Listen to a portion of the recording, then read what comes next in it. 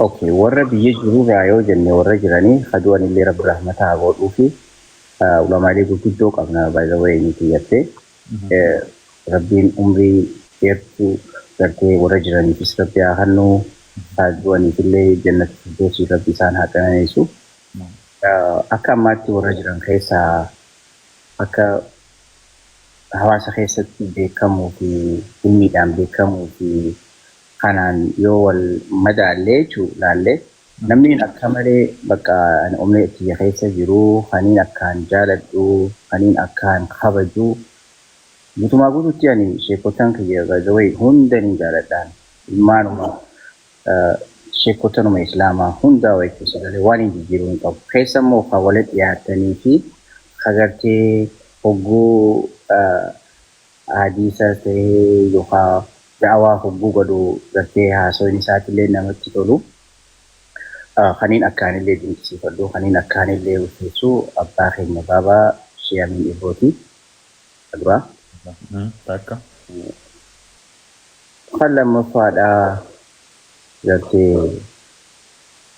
yoo gartee gaa filoo taatee fi shiyalii jimmaatillee namaan akka malee dinqisiifadhu. Lama. Sheekh Jamaal Aliyyiitillee dargaggeessa coolleedhaa nama gartee hedduu namatti tolu inninis isaan wal qabsiisee yoo silaa naa idaate Sheekh Musaa Suwaalaa fa'aa. Idaatu waan qabu. Isaanis hedduun taasifadha warra akka malee gartee ittiin boonu warroota biraatillee isheetan akka Sheekh Salaam Baalee isaas akka malee dinqisiifadha akka malee jaaladha. Obboleessa keenya Kadardaraa san ishee ibsaadha. Ibsa. Isallee akka malee jaaladhaani. Guutumaa guutuutti walii galee jechuun ishee raayyaa abbaa mancaatiis galee ishee Abdurrahmaan kana shiidaansaa ijoollee isaati wajjinillee habaasu san maqaa isaanii irraanfadhee. Ustaad Najjaash. Ustaad Najjaash. Shee Anas. Guutumaa guutuutti warroottan maqaa isaanii asirratti yaamnin kaniin maqaa isaanii isaan hin beekne immoo sooshaal miidiyaa irratti isaan argu hundaa'u kutaadhaan osoo hin madaallee si galtee jaalalaa fi kabajaan qabaa jechuu barbaada warra biyyarraa agasii. Hotel as jirurraa jechuun dura dursoo jechuun namni akkaan jaaladhu akkaan kabajuunis akkaan dinqisiifadhus akka saahibaatti yeroo hunda wajjin yoonanillee kararraa maqee yookaan waan akka gartee abbaa akka obboleessaatti akka saahibaatti akka aalimaatti. By the way sheekni kun nama akka Noorz Ameerikaatti illee nama ilmii fi waan hundaanuu gartee fiqii fi waan meeqaan dhugaa dubbanne namni haga ilmii akkasaa qabu jiru sheeka keenya qaalii akkaan kabaju Sheekh Asad Sharifaa umriin haa dheeressu. Isaan sin jaaha duraa kaniin akkaan jaaladhu sigalee. Allamadaa Sheekh Alii Sufiyaan shabaaba sigaltee umrii rabbi haa dheeressuuni namaan akkaan jaaladhu jechuudha sigalee. Maashaallah. Itti aansee obboleessa keenyaaf keessallee ni jira Sheekh Hamzaa Sheekh Jaabir sigalee namaan akkaan dhugaa dubbachuudhaaf dinqisiifadhu nama hayyuu coollee nama gartee waa'ee teeknooloojii wajjiinis wal qabatee yeroo hunda jechuu gartee saba keenya bira kan jiru isaan jaa yootti naa idaatillee silaa ilmaan fadhaa hedduun qaba. Gaafiileen itti aantu hedduu waan jirtuuf hangatumatti irraa dhaaba. Galatoomi hunda isaanii rabbi umrii isaanii nuuf haa dheeressu. Hunda isaaniitu. Wanti jalatti Sheekh Anwaar fa'aa jettan akka jirra hunda rabbi umrii haa dheeressu.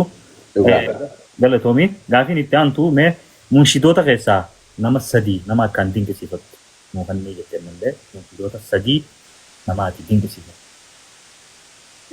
Takkaffaan Muwaas Muhammad shabaaba sigalee akkanatti geerarsiisaatii fi gartee sagaleen isaa tana gartee dhalaa tana roraastu si gartee. Mucaa san hedduun dinqisiifadhaa hedduun jaaladhaanii. Isumaan wal qabsiisee saahiba isaa kan inni yeroo hedduu kilippii wajjin dalagan roobsan si galee. Roobsan mucaan san by the way mucaan san warra Direedawaatii miti warra biyya keenyaatti warra Haramaayaatti Haramaayaa sanuu ganda ni fudhatanii faamilii keenyatti dhalatte ganda muudeeti jechuudha. Direedawaatti haa guddatu haa dhalatu malee bikki abboottiin isaanii warra Haramaayaa ganda muudeeti jechuudha. Ganda Abaaboolii fi faamiliin jetti dhalatan jechuudha. Sigare isaan lamaan takkuma jechuudha. Walitti waan qindii isaan waliif jiraniif sanifuu akka nama lamaatti ilaalamanii jechuu barbaadeeti.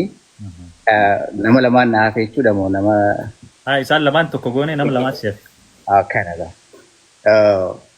Itti aansee lammaffaa warra murshidoota keessaa Salah himu eenyu akkanatti Salah galanni siifii mootii alamaa Salah Muhammad isa sanii bulisa keenya sana akka malee jaaladha ishee sadaffaadha Mahir Mahirii fi tokko aboon aayidee tokkottiin siidha Mahir malee kabraa tokko jira maleen toltu fajee wallisisan jaa mucaa sanis akka malee dinqisiifadha. Guutumaa guututti ijoollee teenya kan murshidoota hedduun jaaladhaanii waan ati carraa nama sadinaa kan ta'eefi malee maaliif yoo jettee warri murshidaa dhugaa dubbachuudhaaf si wal qabsee waliin dubbachuu barbaadu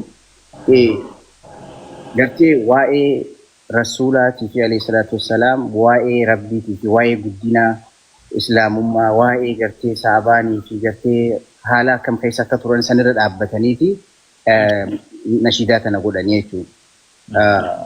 Biitiin isaaniitii fi kana kilaasikaala haa qabaattu. Yoo dubbannee nuti warroottan kana warra deeggaruullee qabnu. Maaliif amma warra muuziqaadhaa dhawanii si gartee dhugaa dubbannee ani hirriiba sii dhabee jee maqaa akkana jaalalateetiin booji'amee wanna jechuun waa'ee gartee harabbii fi guddina rabbiitii fi sa'abaa fi dalaguma islaamaatiin wallisan qalbiin itti siseentu yoo kilaasikaalallee qabaate idda gartee ati walleedhaan mirqaantee waan hin taanee fi hara badiitti deemturra munshidni at least yoo dhageeffachaa deemtellee yeroo mana keessa teessus yookaan guma kinaaf waa'ee guddina rabbii waa'ee ergamaa rabbii alayhi salaatu wassalaam waa'ee islaamaa waa'ee kanarra dhaabbateeti waa'ee gartee amantii islaamaatiin wal qabateeti. Ani guutumaa guututti ijoollee teenya warra nashiidaa baastus hawli isaa keenyas hundaa'u